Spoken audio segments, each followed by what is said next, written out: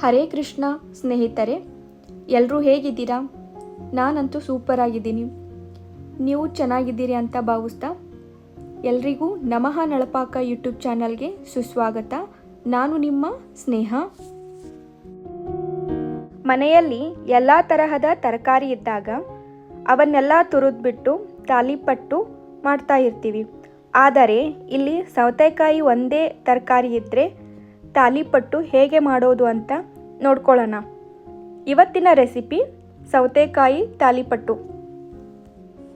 ಇಲ್ಲಿ ಒಂದು ದೊಡ್ಡದಾದ ಸೌತೆಕಾಯಿಯನ್ನು ಅರ್ಧಕ್ಕಿಂತ ಹೆಚ್ಚು ಭಾಗ ಕಟ್ ಮಾಡಿಕೊಂಡು ತಗೋತಾ ಇದ್ದೀನಿ. ಅದನ್ನು ಚೆನ್ನಾಗಿ ತುರಿದಿಟ್ಕೋತಾ ಇದ್ದೀನಿ. ಒಂದು ಮಿಕ್ಸಿ ಜಾರಲ್ಲಿ ಸ್ವಲ್ಪ ಕರಿಬೇವು, 5 ಮೆಣಸಿನಕಾಯಿ, ಸ್ವಲ್ಪ ಕೊತ್ತಂಬರಿ, ಸ್ವಲ್ಪ ಜೀರಿಗೆ ಮತ್ತು ಸ್ವಲ್ಪ ಬೆಳ್ಳುಳ್ಳಿ, ಶುಂಠಿ ಇವನ್ನೆಲ್ಲ ಹಾಕಿ ರುಬ್ಬಿಟ್ಕೊಂಡ್ಬಿಡೋಣ. ನಂತರ ತುರಿದ ಸೌತೆಕಾಯಿಗೆ ಒಂದು ಈರುಳ್ಳಿನ ಕಟ್ ಮಾಡಿ ಹಾಕ್ತಿದ್ದೀನಿ.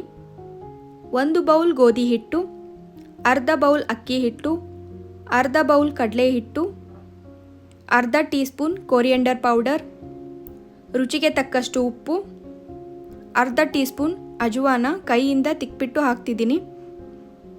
ಮತ್ತೆ ಅದಕ್ಕೆ ರುಬ್ಬಿದ ಮಿಶ್ರಣ ಮತ್ತು ಅರಿಶಿಣವನ್ನು ಹಾಕಿ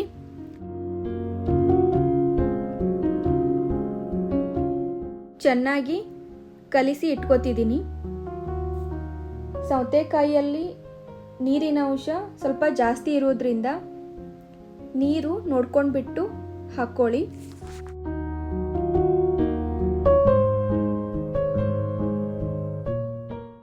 ಕೊನೆಯಲ್ಲಿ 2 ಟೀ ಸ್ಪೂನ್ ಎಣ್ಣೆಯನ್ನು ಹಾಕಿ ಚೆನ್ನಾಗಿ ಕಲಿಸಿ 10 ನಿಮಿಷ ನೆನೆಯಲಿಕ್ಕೆ ಬಿಡ್ತಾ ಇದ್ದೀನಿ.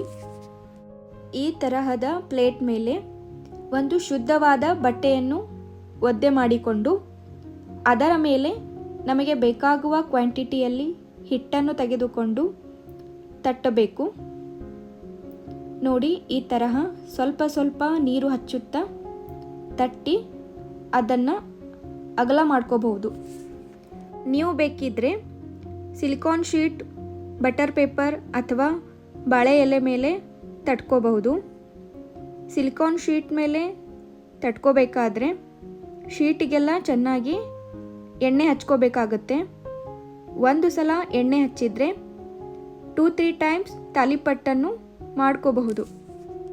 ನೋಡಿ, ಇದನ್ನು ಜಾಸ್ತಿ ತೆಳ್ಳಗಾಗಿ ತಟ್ತಾ ಇಲ್ಲ, ಏಕೆಂದರೆ ಬಟ್ಟೆ ಸ್ವಲ್ಪ ಹೀಟ್ ರೆಸಿಸ್ಟೆಂಟ್ ಆಗಿರೋದ್ರಿಂದ ಅದಕ್ಕೆ ಮೀಡಿಯಮ್ ಸೈಜಲ್ಲೇ ತಾಲಿಪಟ್ಟನ್ನು ತಟ್ತಾ ಇದ್ದೀನಿ. ಈಗ ತವಾ ಕಾದಿದೆ,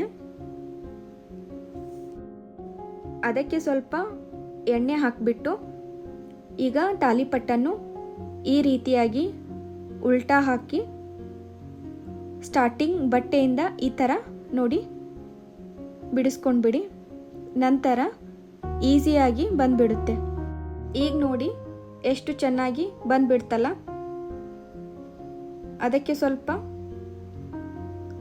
ಮೇಲೆ ಬಿಳಿ ಎಳ್ಳನ್ನು ಹಾಕ್ತಾ ಇದ್ದೀನಿ. ಸ್ವಲ್ಪ ಎಣ್ಣೆಯನ್ನು ಹಾಕಿ ಒಂದು ಪ್ಲೇಟನ್ನು ಮುಚ್ಚಿ ಎರಡೂ ಬದಿಯಲ್ಲಿ ಚೆನ್ನಾಗಿ ಬೇಯಿಸ್ಕೊಳ್ತಾ ಇದ್ದೀನಿ. ಸ್ನೇಹಿತರೆ, ನೀವಿನ್ನೂ ನನ್ನ ನಮಃ ನಳಪಾಕ ಯೂಟ್ಯೂಬ್ ಚಾನಲ್ಗೆ ಸಬ್ಸ್ಕ್ರೈಬ್ ಆಗಿಲ್ಲ ಅಂದರೆ ದಯವಿಟ್ಟು ಈಗಲೇ ಸಬ್ಸ್ಕ್ರೈಬ್ ಮಾಡ್ಕೊಳ್ಳಿ. ಪಕ್ಕದಲ್ಲಿರುವ ಬೆಲ್ ಐಕಾನನ್ನು ಒತ್ತಿ.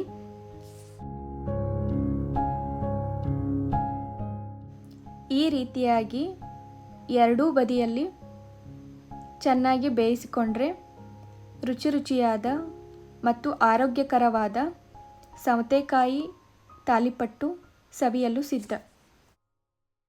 ಈ ತಾಲಿಪಟ್ಟಿಗೆ ಯಾವುದೇ ರೀತಿ ಚಟ್ನಿ ಅವಶ್ಯಕತೆ ಇಲ್ಲ, ಕೇವಲ ಮೊಸರು ಒಂದಿದ್ರೆ ಸಾಕು. ನೋಡಿದ್ರಲ್ಲ ವೀಕ್ಷಕರೇ, ಇವತ್ತಿನ ಸೌತೆಕಾಯಿ ತಾಲಿಪಟ್ಟು ರೆಸಿಪಿ. ನೀವು ಒಂದ್ಸಲ ಮನೆಯಲ್ಲಿ ಟ್ರೈ ಮಾಡಿಬಿಟ್ಟು ಹೇಗನ್ನಿಸ್ತು ಅಂತ ಕಮೆಂಟ್ ಮಾಡಿ. ಸ್ನೇಹಿತರೆ, ಮುಂದಿನ ವಿಡಿಯೋದಲ್ಲಿ ಮತ್ತೊಂದು ರೆಸಿಪಿಯೊಂದಿಗೆ ಭೇಟಿಯಾಗೋಣ. ನಮಸ್ಕಾರಗಳು.